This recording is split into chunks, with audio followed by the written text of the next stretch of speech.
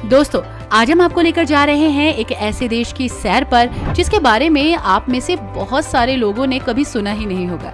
आप में से बहुत सारे लोग ऐसे भी होंगे जो इस देश का नाम भी नहीं जानते होंगे। वैसे दोस्तों, ये देश बहुत ही रहस्यमयी देश है क्योंकि ज्यादा लोग इस देश को एक्सप्लोर नहीं करते क्योंकि यहाँ का टूरिज्म बहुत बेहतर नहीं है। ये देश अनडेवलप्ड है और यहाँ पर इंफ्रास्ट्रक्चर काफी कमजोर है, लेकिन खूबसूरती के मामले में ये देश बहुत खूबसूरत है। प्रकृति ने भर भर के इसको खूबसूरती दी है। यहाँ की खूबसूरत बीचेस, वैलीज, गार्डन्स, सब कुछ आपको अपनी ओर खींचेंगे। यहाँ जाना थोड़ा महंगा पड़ता है क्योंकि कनेक्टिविटी खराब है। इसी के साथ दोस्तों, आज आपको बहुत कुछ जानने का मौका मिलेगा एक ऐसे देश के बारे में जिसके बारे में ज्यादातर लोग नहीं जानते, और इस देश का नाम है माइक्रोनेशिया। जी हाँ दोस्तों, माइक्रोनेशिया, जो कि द्वीपों का एक समूह है। आज हम आपको माइक्रोनेशिया लेकर जा रहे हैं, इसके बारे में खास जानकारी देंगे और इस देश को एक्सप्लोर कराएंगे। दोस्तों, माइक्रोनेशिया ये न केवल एक प्रशांत क्षेत्र है जिसमें द्वीपों और द्वीपों का एक समूह है, ये एक राज्य भी है। सटीक रूप से राज्य को माइक्रोनेशिया के संघीय राज्य के तौर पर कहा जा सकता है। माइक्रोनेशिया के 607 द्वीपों में से केवल 40 में ही आप रह सकते हैं, यानी 40 द्वीप ही यहाँ रहने योग्य हैं। बाकी सब कुछ बहुत छोटा है और बहुत वीरान भी। माइक्रोनेशिया में कोरल एटोल और ज्वालामुखी मूल रूप से द्वीप दोनों शामिल हैं। यहाँ के उत्तर में घने जंगल है और केंद्र में आमतौर पर कम या ज्यादा ऊंचे पहाड़ भी देखे जाते हैं। सभी द्वीपों का कुल भूमि क्षेत्र 702 वर्ग किलोमीटर से अधिक नहीं है।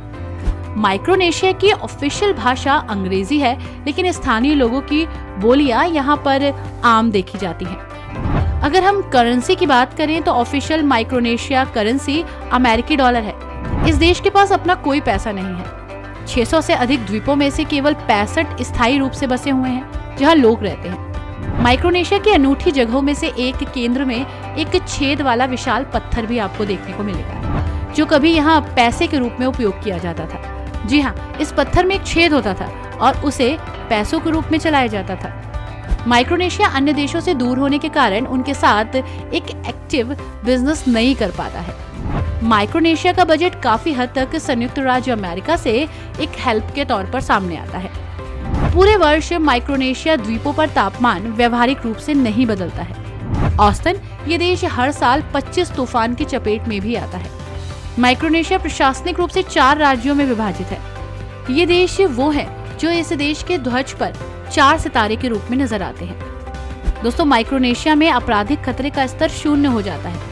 ये लग्जमबर्ग या अंडोरा की तुलना में अधिक खतरनाक नहीं है। दोस्तों, माइक्रोनेशिया में अधिकतर लोग ईसाई धर्म को अपनाए हुए हैं, लेकिन कुछ लोग नास्तिक हैं, यानी ये लोग भगवान पर विश्वास नहीं करते। अगर धर्म देखना है तो यहाँ सिर्फ ईसाई धर्म ही नजर आएगा। दोस्तों, टूरिज्म की दृष्टि से ये देश ज्यादा डेवलप नहीं है। बहुत सारी समस्याएं हैं इस देश में, जिसकी वजह से यहाँ बहुत ज्यादा टूरिस्ट नहीं आते हैं। उसमें से सबसे बड़ी समस्या तो यहाँ की गर्मी है। जी हाँ, यहाँ पर एक जैसा मौसम ही रहता है और अधिकतम गर्मी रहती है। और सबसे बड़ा कारण है कि यहाँ की कनेक्टिविटी बेहतर नहीं है। यहाँ का इंफ्रास्ट्रक्चर अच्छा नहीं है।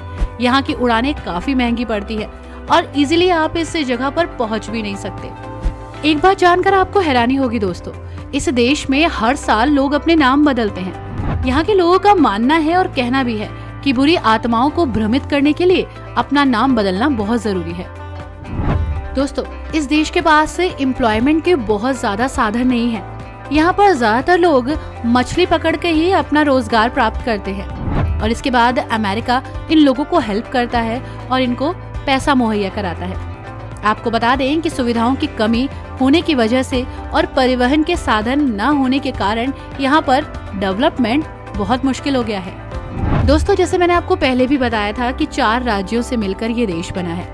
माइक्रोनेशिया द्वीप पर कई समाज के लोग रहते हैं, इसलिए माइक्रोनेशिया के लोगों की वेशभूषा भी अलग अलग नजर आएगी। स्थानीय संस्कृति में माइक्रोनेशिया की पोशाक का बहुत ही महत्व है। यहाँ के लोग बहुत प्यारे दिल के होते हैं। माइक्रोनेशिया के लोग समुद्र तट पर आपका स्वागत करते नजर आएंगे। उन्हें देखकर बहुत खुशी होती है। इनके अंदर अपनापन है और यहाँ के लोग बहुत ईमानदार होते हैं और मेहनती भी।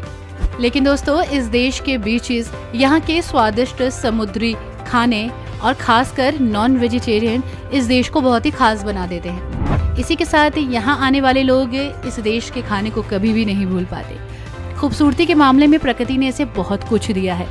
माइक्रोनेशिया का हर शहर पर्यटन की दृष्टि से बहुत फेमस है।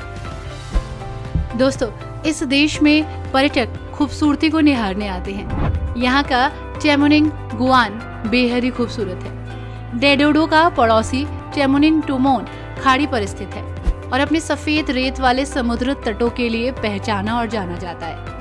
यहाँ आकर आप अपने परिवार के साथ एक बेहतरीन हॉलिडे स्पेंड कर सकते हैं। साथ ही ड्यूसिट बीच रिजॉर्ट यहाँ का सबसे खूबसूरत डेस्टिनेशन है। यहाँ पर आपको बहुत सारे रिजॉर्ट मिलेंगे, शॉपिंग सेंटर्स मिलेंगे और बहुत सारे रेस्टोरेंट्स भी मिलेंगे। इसके साथ यहाँ पर सबसे गर्म समुद्र तट भी है जहाँ का मजा आप ले सकते हैं। दोस्तों, ये है रोटा। जी हाँ, दुनिया में सबसे अनुकूल द्वीप। इसे दुनिया के सबसे परफेक्ट बीच के रूप में जाना जाता है। उत्तरी मारियानास द्वीप का एक छोटा सा द्वीप है जो कि आपकी फैमिली के लिए परफेक्ट है। यहाँ की खूबसूरती निहारते निहारते आप थक जाएंगे। अगर आप प्रकृति से प्यार करते हैं तो ये जगह आपके लिए परफेक्ट है। जी हाँ, यहाँ प्रकृति आपको बहुत खूबसूरत रंग दिखाने वाली है। इसी के साथ दोस्तों, ये है टिनियन। अपने आकार के कारण टिनियन को अनदेखा किया जा सकता है, लेकिन ये छोटा द्वीप यहाँ आने वाले लोगों को काफी अट्रैक्ट करता है। यहाँ का इतिहास, यहाँ के शांत समुद्र तट, साथ ही वाटर एक्टिविटीज के लिए ये परफेक्ट जगह है।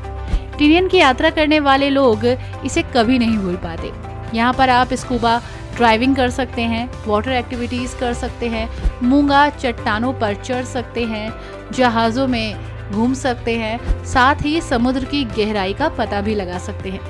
यहाँ पर आपको 3 सितारा होटल मिल जाएंगे। फिलीपींस सागर के शानदार दृश्य आपको यहाँ देखने को मिलेंगे। वाटर एक्टिविटीज के साथ आप इस जगह को एक्सप्लोर कर सकते हैं। दोस्तों, ये है डेडोडो।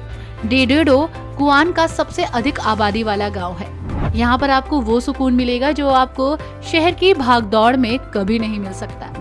यहाँ का इतिहास, यहाँ की खूबसूरती बहुत ज्यादा अट्रैक्टिव है। खरीदारी के शौकीनों के लिए ये जगह परफेक्ट है। यहाँ पर आप खूब सारी शॉपिंग कर सकते हैं, अपने नियर एंड डियर के लिए कुछ ना कुछ खरीद सकते हैं। माइक्रोनेशिया में ये सबसे बड़ा है।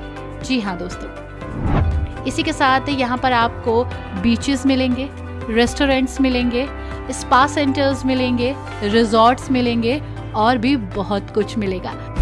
तो दोस्तों, कैसा लगा आपको ये अनजान सा देश? आई होप आपको इसकी खूबसूरती पसंद आई होगी और इसका फूड तो सच में लाजवाब है। आप जब भी यहाँ आए तो इस जगह को जरूर एक्सप्लोर करें, साथ ही फूड को टेस्ट करना ना भूलें। इसी के साथ हमारी वीडियो में सिर्फ इतना ही। ये वीडियो आपको कैसी लगी हमें जरूर बताइएगा। पसंद आई हो तो लाइक एंड शेयर करना मत भूलिएगा।